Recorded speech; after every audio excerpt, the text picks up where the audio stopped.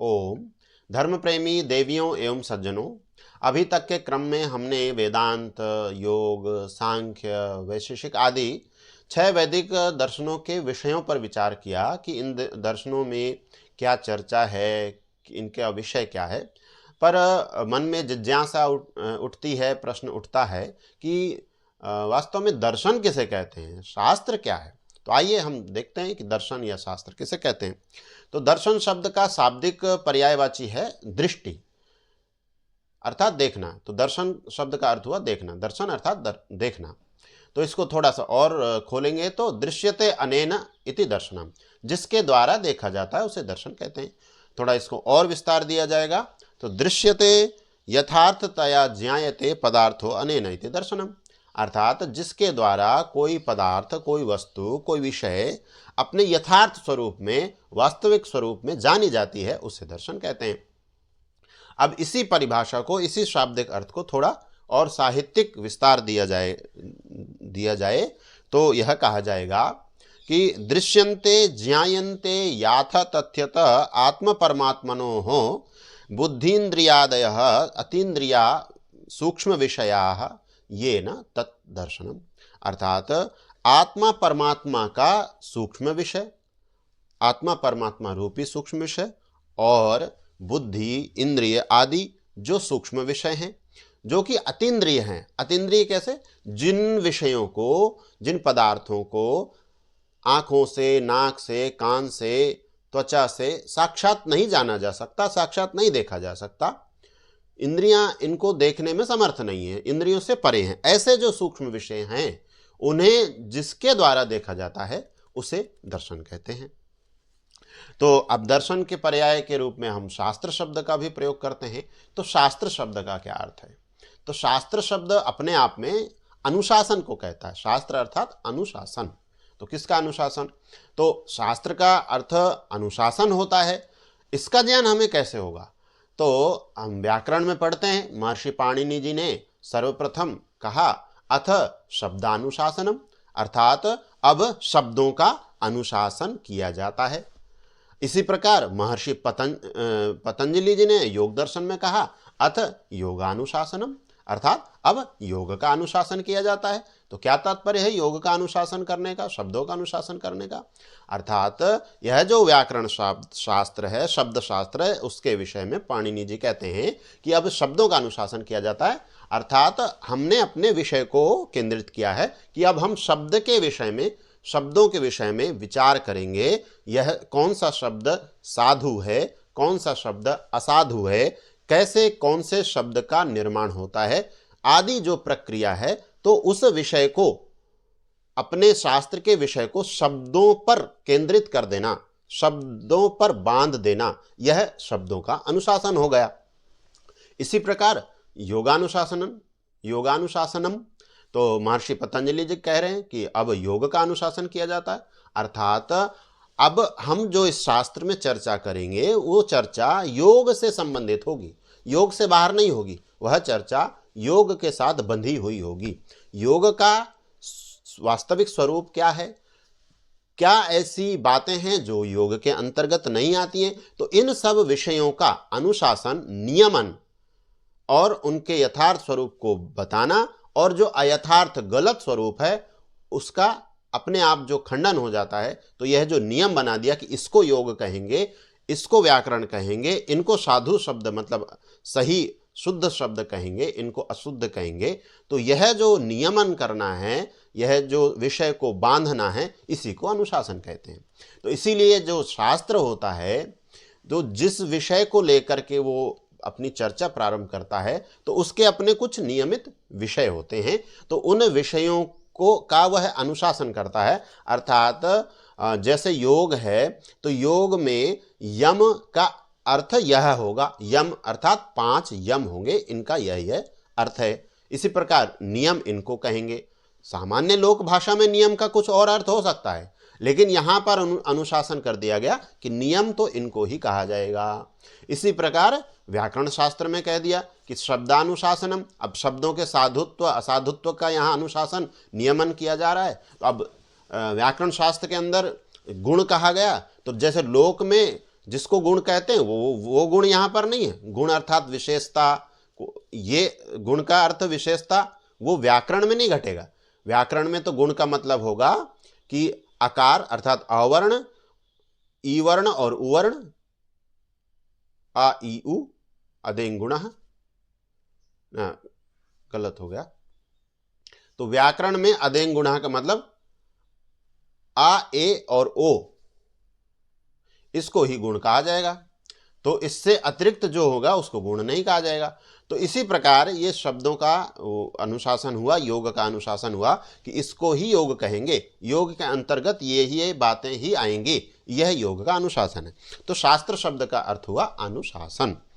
और साथ में हम यह भी जोड़ सकते हैं कि जब हम शास्त्र के ज्ञान को ग्रहण करते हैं और शास्त्र के ज्ञान को ग्रहण करके उसके अनुसार अपने जीवनचर्या को, अपनी दिनचर्या को अनुशासित करते हैं, नियमित करते हैं, बांधते हैं, तो हमारे जीवन को, हमारी दिनचर्या को अनुशासित करने में भी यह शास्त्र सहायक होता है, इसलिए भी इन्हें शास्त्र कहते हैं। और कोई भी अनुशासन जो वास्तव में अच्छा अनुशासन है वो हमें सुख देने के लिए होता है, दुख देने के लिए कोई अनुशासन नहीं होता। यदि किसी अनुशासन से अंततोगत्वा दुख होता है तो वह अनुशासन नहीं है, वह प्रशासन कह लीजिए या दुष्ट प्रशासन होगा, वो प्रताड़ना होगी।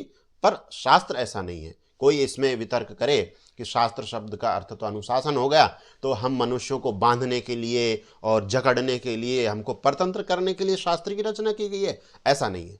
हमें अनुशासित करने के लिए, हमें धर्म के मार्ग को दिखाने के लिए, जताने के लिए, और उसके अनुसार हम अपने जीवन को, अपनी दिनचर्या को अनुशासित करते हुए सुख को प्राप्त करें, यही शास्त्र का प्रयोजन है। तो शास्त्र स्वयं अपने विषय को अनुशासित करता है, और जो शास्त्र के विषय को जान करके जीवन में लाता है वो अपने जीवन को अनुशासित करता है, और अनुशासन से धर्म होता है और धर्म से सुख होता है। तो अंततोगत्वा शास्त्र हमारे सुख के लिए है। तो साथ में हम यह भी विचार करते हैं कि यद्यपि अपने अपने विषय में मैं चर्चा कर चुका हूँ, परंतु आज हम देख लेते हैं कि 6 दर्शन हैं। तो 6 दर्शनों के रचयिता कौन से हैं, तो एक क्रम से देखते हैं। तो जो योग दर्शन है उसके रचयिता महर्षि पतंजलि हैं, और उसका जो ऋषिकृत भाष्य मिलता है वो महर्षि वेदव्यास जी का है, उसे वेद व्यास भाष्य कहा जाता है। इसी प्रकार सांख्य दर्शन के रचयिता महर्षि कपिल हैं, जो और सांख्य दर्शन को सबसे प्राचीन शास्त्र भी कहा जाता है। और सांख्य दर्शन का कोई आर्ष ऋषि द्वारा बनाया गया भाष्य उपलब्ध नहीं होता है। और फिर न्याय दर्शन है, न्याय दर्शन के प्रणेता, उसके रचयिता महर्षि गौतम जी हैं, और सांख्य दर्शन पर महर्षि वात्स्यायन जी का भाष्य उपलब्ध होता है, तो उसको हम लोग पढ़ते हैं। फिर वैशेषिक दर्शन है, इसके रचयिता महर्षि कणाद हैं, और वैशेषिक दर्शन का भी अपना कोई ऋषिकृत भाष्य उपलब्ध नहीं होता है। और यह वेदांत दर्शन है, इसके रचयिता पुनः महर्षि वेदव्यास जी हैं, और वेदांत दर्शन का भी ऋषिकृत भाष्य उपलब्ध नहीं है। और फिर अंतिम जो सबसे बड़ा मीमांसा दर्शन, इसके रचयिता महर्षि जैमिनी हैं, और इसका जो भाष्य उपलब्ध होता है वो ऋषिकृत भाष्य तो नहीं माना जाता, परंतु वह जो भाष्य है सबसे प्राचीन है, और शास्त्र के अधिकांश भाग का जो भाष्य उपलब्ध होता है वो सबर मुनि जी का उपलब्ध होता है, इसलिए उस भाष्य को साबर भाष्य भी कहा जाता है। तो इस प्रकार ये 6 दर्शन, इनके रचयिता और इनके भाष्य हमें उपलब्ध होते हैं। और पीछे सांख्य दर्शन की चर्चा करते हुए, सांख्य दर्शन को सांख्य क्यों कहते हैं, इसलिए मैंने इस विषय पर मैंने कुछ कारण बताया था। तो मैंने आप लोगों को बताया था कि चूंकि सांख्य दर्शन में 25 इस संख्या से संबंधित चर्चा है, इस कारण से इसे सांख्य कहते हैं। तो यह जो मैंने कारण बताया, परिभाषा, यह अपने आप में ठीक है, उचित है, पर एक और भी परिभाषा है जो अधिक संगत या अधिक शास्त्र के साथ जुड़ी हुई है, उसे भी हम रखते हैं। तो जो मैंने पहले बताया उसके लिए तो यह बताया गया है कि 25 तत्वानां संख्या विचारम समधिकृत्य कृतो ग्रंथः सांख्यमिति उच्यते, अर्थात 25 तत्वों के संख्या, 25 तत्वों वाली जो संख्या है उसके विचार को अधिकृत करके, विषय बना करके जो शास्त्र का बनाया गया है उसे सांख्य दर्शन कहते हैं। साथ ही दूसरा जो मुख्य कारण है और जो गूढ़ सूक्ष्म परिभाषा है सांख्य की, तो वह यह है कि सम्यक ख्यायते प्रकाश्यते वस्तु तत्वम अनया इति संख्या। अर्थात अच्छी प्रकार से वस्तु तत्व, किसी पदार्थ के यथार्थ स्वरूप को जाना जाता है, प्रकाशित किया जाता है, देखा जाता है, उसे तो संख्या कहते हैं। उस संख्या अर्थात वह ज्ञान, वह जिस ज्ञान से किसी वस्तु तत्व को ठीक प्रकार जाना जाए। सम्यक ज्ञानम तस्याम संख्यायाम प्रकाशमानम आत्मतत्वम सांख्यम। और उस ज्ञान में जो अच्छी प्रकार से प्रकाशित होने वाला आत्म तत्व है, आत्मा और परमात्मा, उसे सांख्य कहते हैं। तो यह एक दूसरी और गहरी सूक्ष्म परिभाषा सांख्य दर्शन की हुई। अच्छा, शास्त्र किसे कहते हैं, इस विषय पर मैंने आप लोगों को बताया। साथ ही शास्त्र के लिए एक और साहित्यिक श्लोक भी उपलब्ध होता है, उसे भी हम देखते हैं। तो श्लोक कहता है, प्रवृत्तिर्वा निवृत्तिर्वा नित्येन कृतकेन वा पुंसाम येनोपदिश्येत तच्छास्त्रम अभिधीयते। अर्थात जिसके द्वारा, नित्येन कृतकेन वा, नित्य अर्थात जो वेद है, नित्य जो शास्त्र कभी बना नहीं है, जिसकी उत्पत्ति नहीं हुई है, किसी मनुष्य ने, किसी ऋषि ने उसको बनाया नहीं है। तो यह श्लोक भी ये बात को बताता है, जैसा कि मैंने पीछे कहा था कि शास्त्र, वेद जो है वो किसी ऋषि की रचना नहीं है, किसी ऋषि ने उसको बनाया नहीं है, वो नित्य है, सदा से ऐसा है और सदा ही ऐसा रहेगा। और कृतकेन, ऐसे जो शास्त्र होते हैं जिनको ऋषियों द्वारा बनाया जाता है।